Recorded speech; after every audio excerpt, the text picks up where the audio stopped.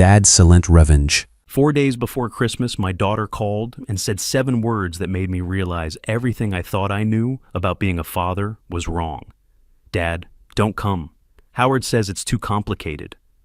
I stood in my kitchen in Denver, Colorado, holding the phone, watching snow fall outside my window. I was 58 years old, a retired police detective who had spent 23 years on the force and 35 years raising that girl, walking her to school, teaching her to drive, paying for her college, dancing at her wedding. Now her husband had decided I was too complicated for their Christmas dinner. My name is Eugene Patterson, and I'm 64 now. I'm telling you this with 6 years of clarity I didn't have back then. See, I spent most of my adult life believing I was a good father. I worked hard, provided well, showed up to every recital and graduation. I thought that was enough. But sitting alone in that steakhouse on Christmas Eve, I learned something that would change everything. Sometimes being a good provider doesn't mean anything if the people you provided for are planning to take everything you've got left. The restaurant was called the Copper Grill, one of those upscale places downtown on 16th Street that stays open on holidays for people who have nowhere else to go. The hostess gave me a sympathetic look when I walked in alone, snow still melting on my coat shoulders. She seated me near the window overlooking the mall, away from the families, like she understood I didn't need to watch other people's happiness up close. I ordered a ribeye and a glass of red wine. The steak was probably excellent. I couldn't taste it. All I could think about was Beverly's voice on the phone 4 days earlier, the way she'd lowered it like she was afraid Howard might hear her being too kind to me, the way she'd stumbled over her words like she was reading from a script. Dad, don't come. Howard says it's too complicated. I had asked what that meant. Complicated how? We had done Christmas, together for the past 5 years since she got married. I had never caused problems. I brought gifts, helped with dishes, played with my grandson Victor. I thought things were fine between us. Sure, Howard was always a little cold, but I figured that was just his personality. It's just with his parents coming this year and the house being small and everything that happened at Thanksgiving. What happened at Thanksgiving was that I had quietly disagreed with Howard about politics at the dinner table. Not loudly, not rudely. I had simply said I saw things differently and changed the subject to Victor's school. Howard had been cold to me the rest of the evening, getting up whenever I entered a room, cutting conversations short. Beverly had apologized to him 3 times that I heard, probably more times that I didn't. Beverly, I had said carefully, I'm your father. I haven't seen you since October. I just want to spend Christmas with my family. The pause on the line had been long, enough for me to hear Howard's voice in the background, impatient, asking who she was talking to. I heard her cover the phone, heard muffled conversation, heard her sigh. I'm sorry, Dad. Maybe next year. Maybe next year. Like I was a magazine subscription she was thinking about renewing. So there I was on Christmas Eve, 58 years old, divorced for 12 years, sitting alone in a restaurant full of strangers, wondering how I had ended up so completely unnecessary to the people I had built my life around. The snow was coming down heavier now, coating the cars in the parking lot, and I watched families hurrying past the window with their shopping bags and their laughter. That's when Albert Gibson walked up to my table. He was a tall man with gray hair and kind eyes, wearing a cardigan that looked hand-knitted. His wife Ruth stood a few feet behind him, small and elegant with silver hair pulled back in a neat bun, watching with an expression I couldn't quite read. "Excuse me," Albert said, his voice warm with a slight southern accent. "I couldn't help noticing you're alone tonight. My wife and I have a table for 4, but it's just the 2 of us. Would you like to join us?" I almost said no. Every instinct told me to protect my privacy, to handle my loneliness the way men of my generation were taught to handle it, quietly, invisibly, without burdening anyone. I'd spent enough years as a cop to know that most people's kindness comes with strings attached. But something in Albert's face stopped me. There was no pity there, no awkward charity, just simple human recognition. One lonely person reaching out to another on a night when nobody should be alone. "I don't want to intrude on your evening," I said, gesturing toward their table across the dining room, where I could see wrapped gifts beside their chairs. "You wouldn't be intruding," Ruth said, stepping forward. Her voice was warm, genuinely welcoming, like honey over gravel. "We genuinely enjoy the company. Our children are scattered all over the country this year. It's just us and too much food." I looked at my half-eaten steak, at the empty chairs around me, at the families laughing and talking at every other table. Through the window, I could see couples walking hand in hand through the snow, heading home to warm houses filled with people who wanted them there. I made a decision that would change everything. "Okay," I said, standing up and grabbing my wine glass. "Thank you, I'd like that very much." That first dinner with Albert and Ruth Gibson lasted 3 hours. We talked about everything and nothing. Albert had been a high school principal for 30 years before retiring, spending most of his career at East High School here in Denver. Ruth had been a nurse at Presbyterian St. Joseph Hospital, then moved into nursing education at the community college. They had 3 adult children and 5 grandchildren spread across California, Georgia, and Maine. "Holidays used to be chaos," Ruth said, laughing as she cut into her prime rib.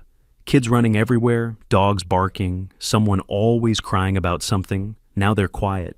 We're still figuring out what quiet looks like." I told them about Beverly, about Howard, about the phone call 4 days ago. I hadn't planned to share so much with strangers, but something about their presence made honesty feel safe.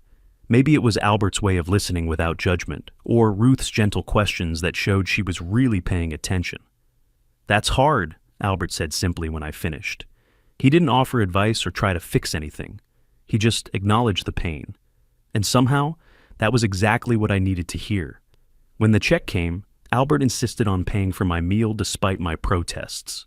"Consider it a Christmas gift," he said, waving away my wallet.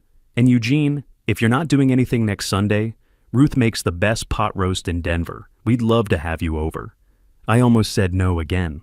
I almost retreated back into my careful, protected solitude.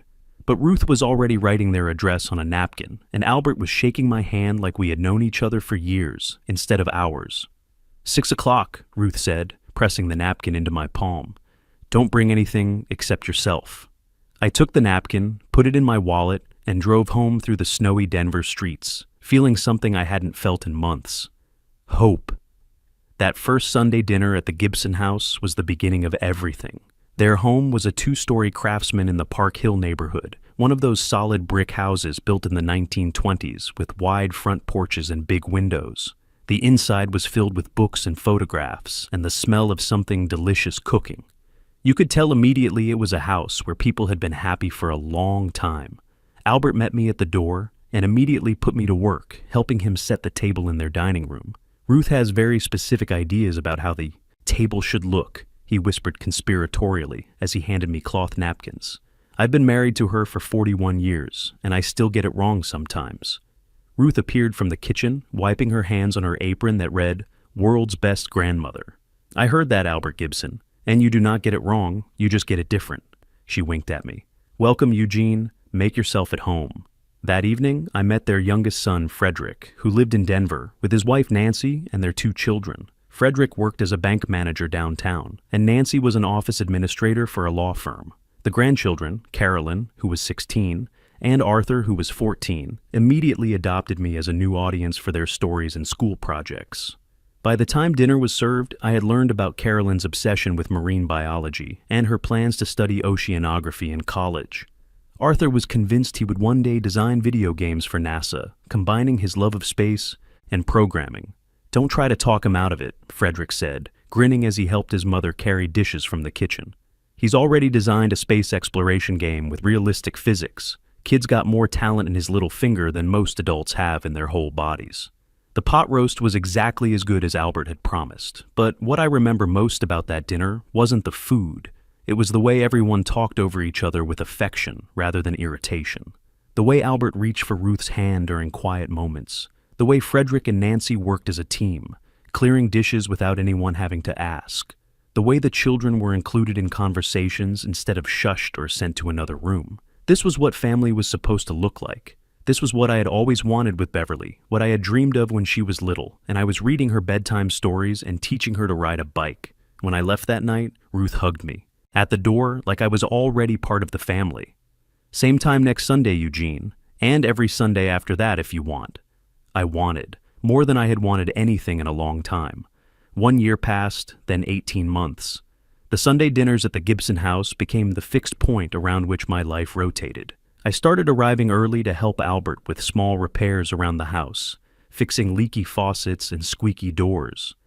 I taught Arthur how to play chess on the old wooden set Albert had inherited from his father. I helped Carolyn with her science projects, drawing on my years of evidence analysis to help her design better experiments. Ruth insisted I had a magic touch with her vegetable garden, though I suspected she was just being kind when she credited me for her prize-winning tomatoes. The truth was, working in that garden gave me peace I hadn't felt since I was a kid, helping my own grandmother tend her roses back in Oklahoma. I didn't hear from Beverly during that first year and a half. Not on my birthday in March, not on Father's Day, not on Christmas.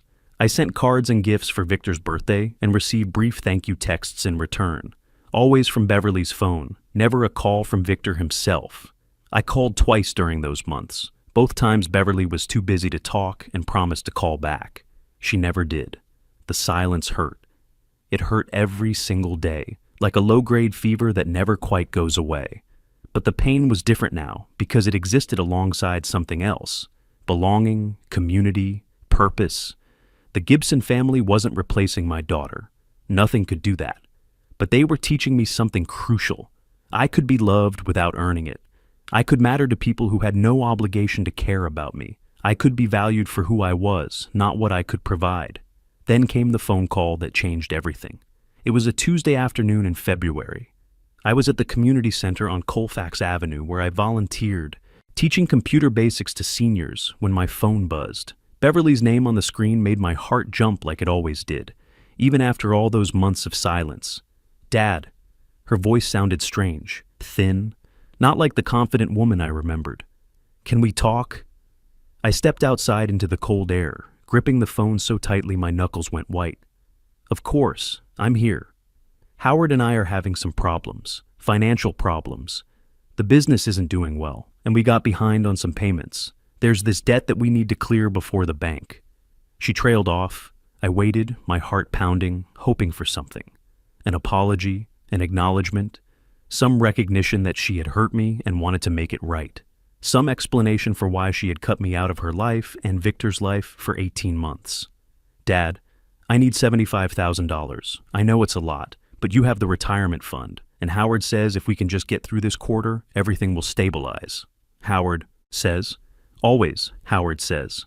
Beverly, I said slowly, watching my breath make clouds in the winter air.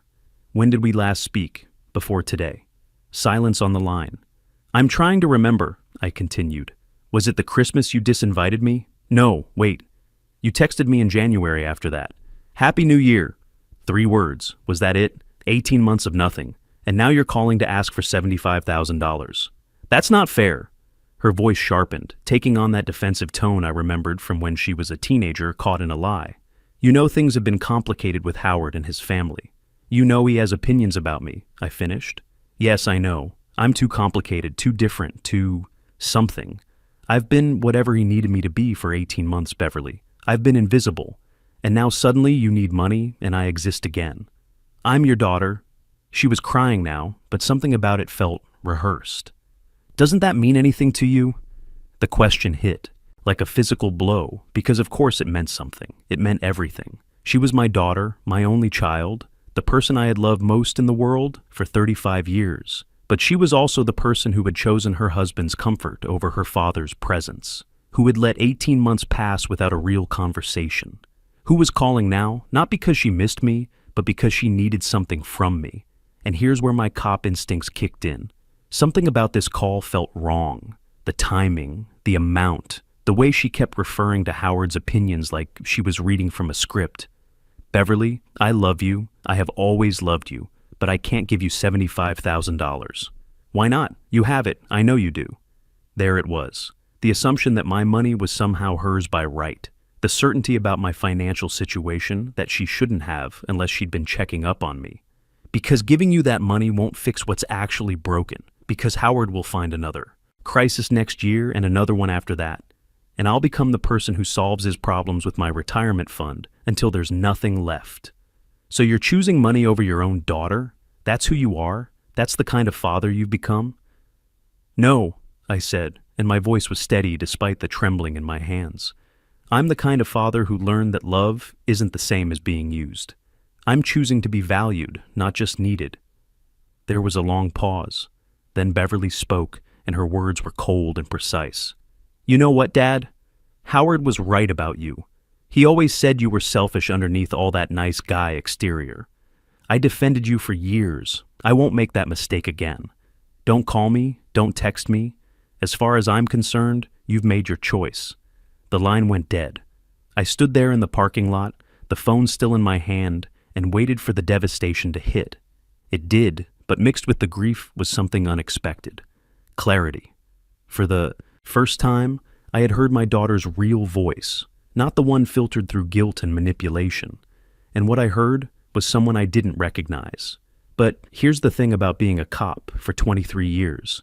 You develop instincts, and my instincts were telling me that phone call wasn't what it seemed. Beverly had been too prepared, too rehearsed.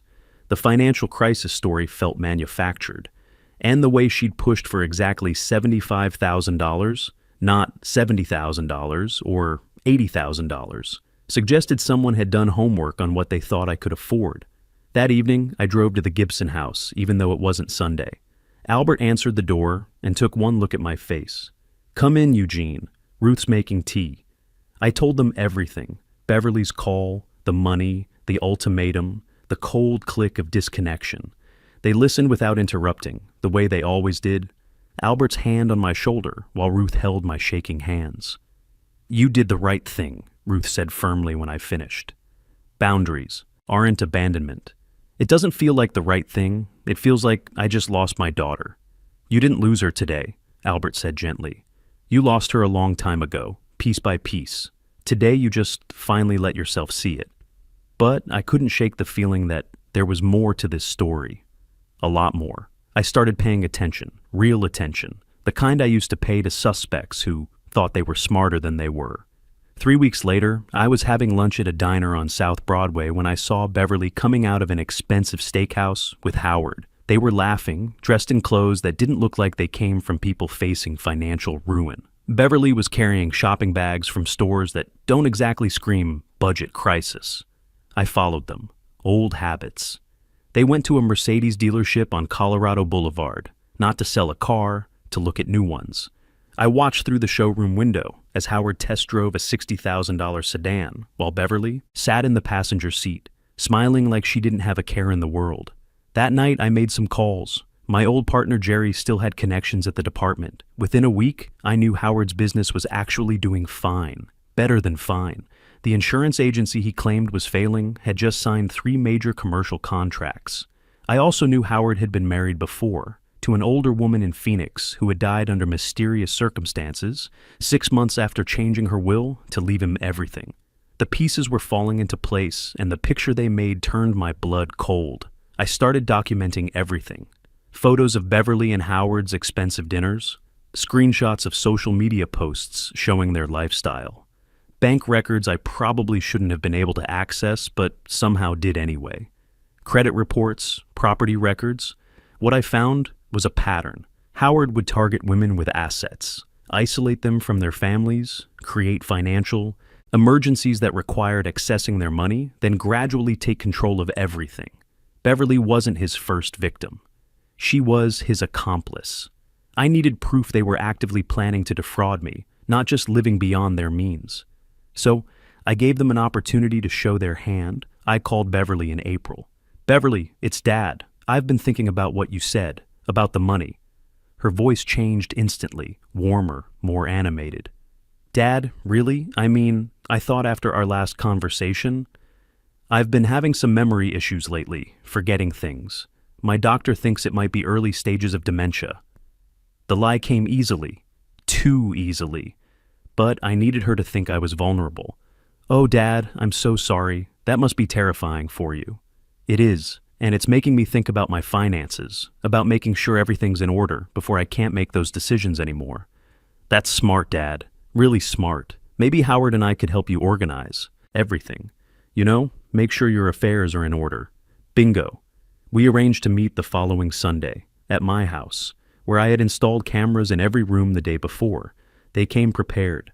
Howard brought a briefcase full of documents, power of attorney forms, financial transfer papers, even a will that would leave everything to Beverly while making Howard the executor. I played my part, confused, forgetful, grateful for their help.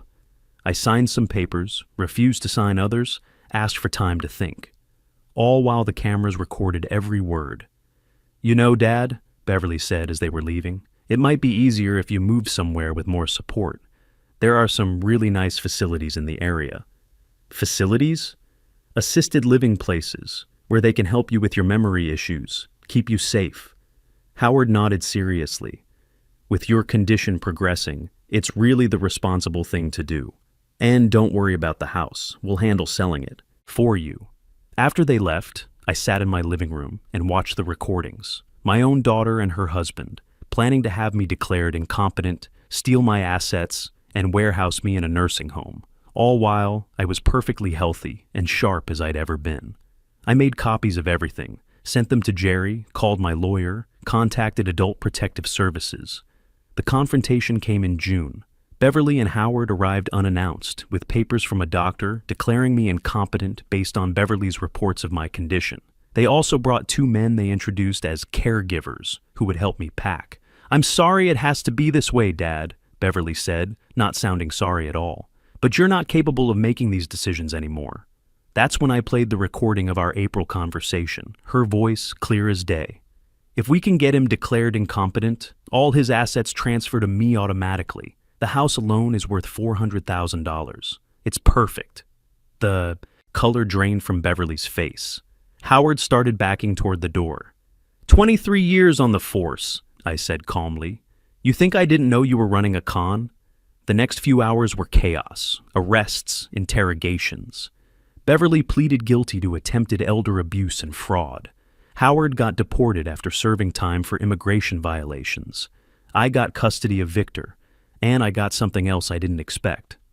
Last Christmas, almost 3 years after that lonely dinner at the Copper Grill, I stood in Albert and Ruth's living room with a glass of wine in my hand and watched 3 generations of family laughing together. Victor caught my eye across the room and grinned. "Hey, Grandpa, thanks for not giving up." "That's what family does," I said. "The real kind anyway." And Ruth, listening from the kitchen doorway, smiled and said, "That's what family does, all of us." My name is Eugene Patterson. I'm 64 years old, and I'm finally living with real family. Family isn't about blood or obligation. It's about who shows up when your world falls apart and who celebrates when you rebuild it stronger. The best revenge against those who try to exploit your love is building a life so meaningful that their absence becomes irrelevant.